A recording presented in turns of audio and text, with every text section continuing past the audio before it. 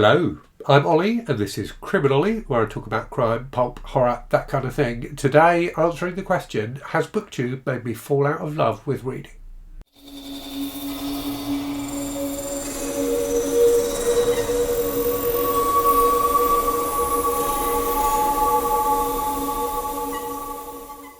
Now, the answer to that question, hopefully transparently, is no. I love reading and I hope that that comes across in my videos.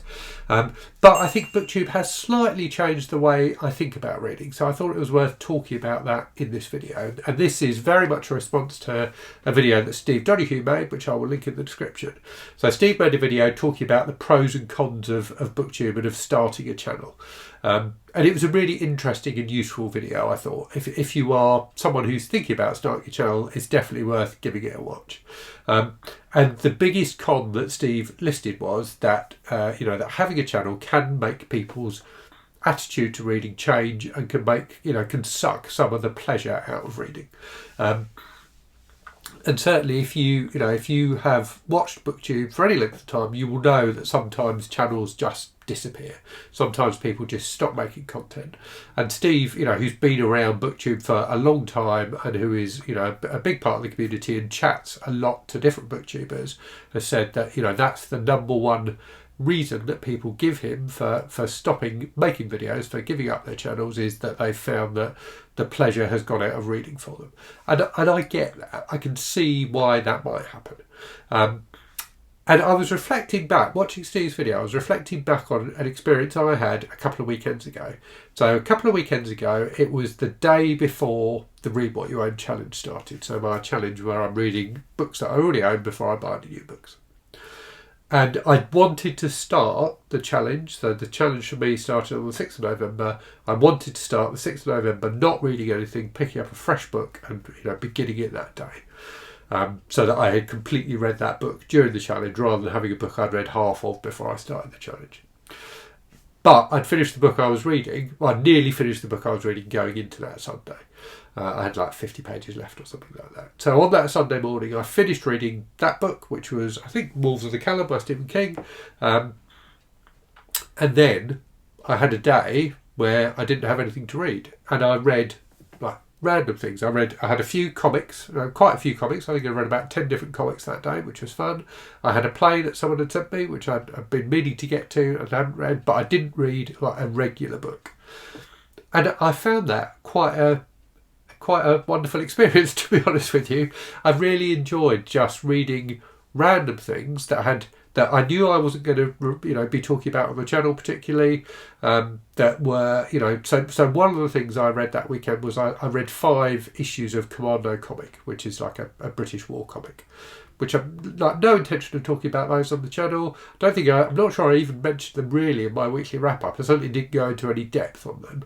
And it was really nice. It was refreshing to read something just for the sake of reading it, rather than thinking about, reading it, thinking about content, thinking about making videos. So I definitely get why people feel that, or people have found that BookTube can change their attitude to reading. I think the thing that's slightly different for me is, I think there's 2 things that maybe make it slightly easier for me.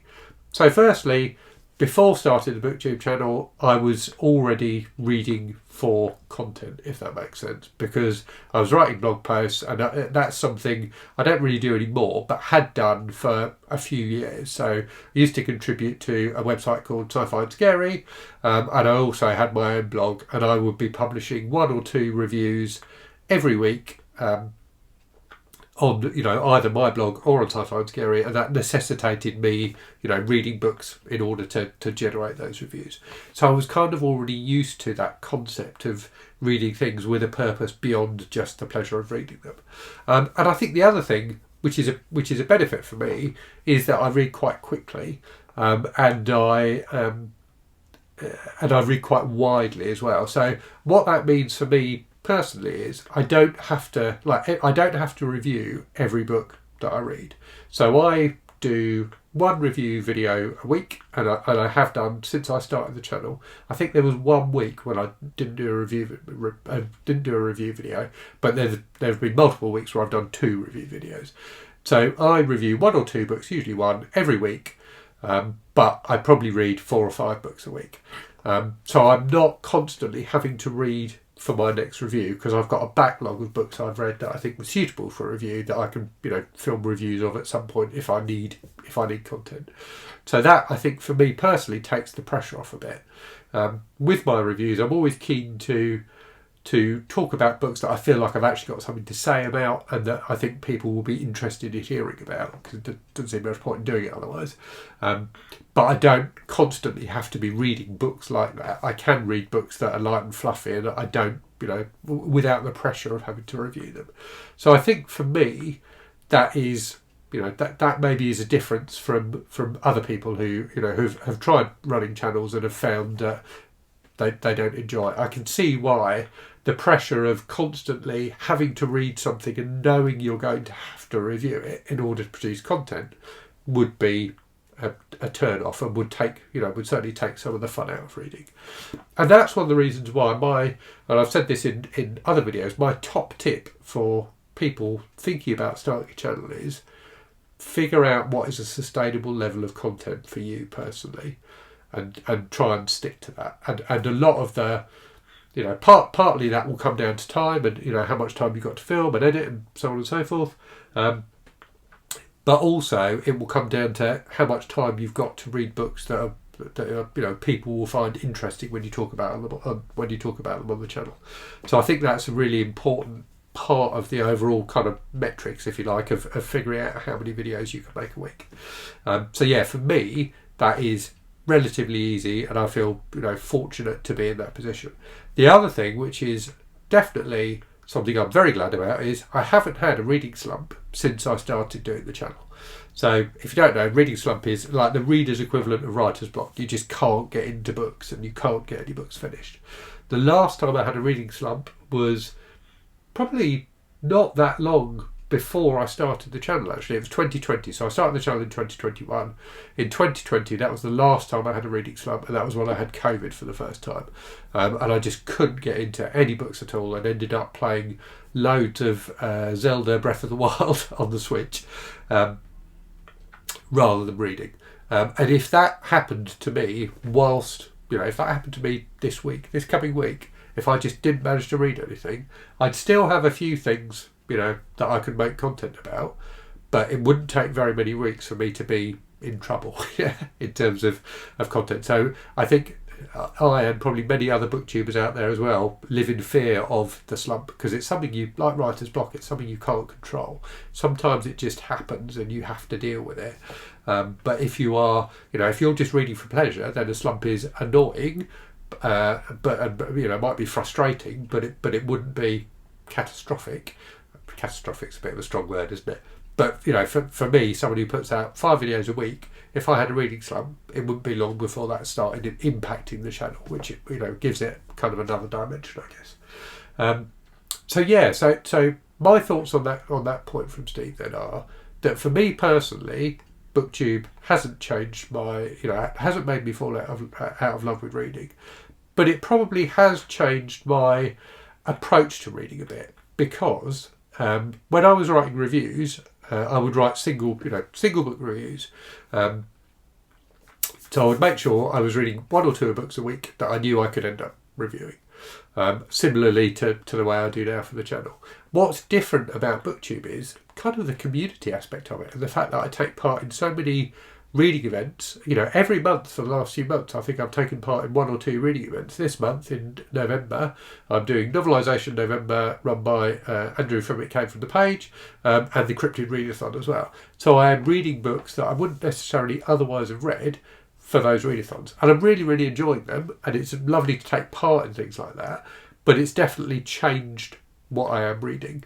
And similarly for things like video projects. I've been doing for a long time this Disturbing Books project, which hopefully I'll get finished kind of early next year, where I've been reading disturbing books that were recommended by people. Because of the nature of the books, I couldn't just read a load of them back to back. I've had to spread it out, so it didn't send me into kind of a pit of despair.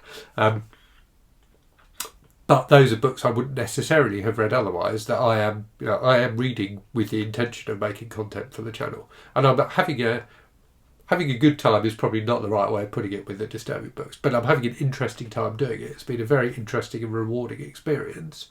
But I wouldn't have done it if I wasn't doing it for the channel. So it's definitely changed, what I read sometimes, and also to an extent how I read. But it definitely hasn't taken the pleasure out of reading for me. I have, I've just been putting some furniture in the garage, and I'll flash up a picture of it. I've got shelves in the garage. So I've got these shelves behind me. I've got shelves in the garage as well because I just haven't got enough room for all of my books.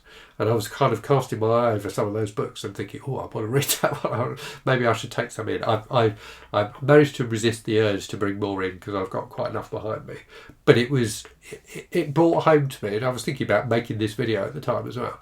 It brought home to me the fact that there are so many wonderful books out there that I still want to read and want to talk about with all of you, because talking about books for me through doing the channel has become a really important part of my reading experience. So I would say, rather than taking the pleasure out of reading, BookTube has given me more pleasure in reading often, because when I'm reading a book, I'm thinking about how I want to talk about it. And I'm really enjoying, the interaction in the comments and things like that with people about, particular books. Sometimes, some books I read, nobody else is interested in, and I don't really talk about on the channel much. But then certainly a lot of the books I read, I've had wonderful conversations with people that I wouldn't have had if it wasn't for BookTube. So for me personally, BookTube has enhanced my reading experience rather than detracted from it. So, hope you found that interesting. If you have any thoughts, do share them in the comments. And as always, thank you very much for watching. Hope you're safe and well out there. Hope you're reading good stuff. And I'll speak to you again very soon. Cheerio.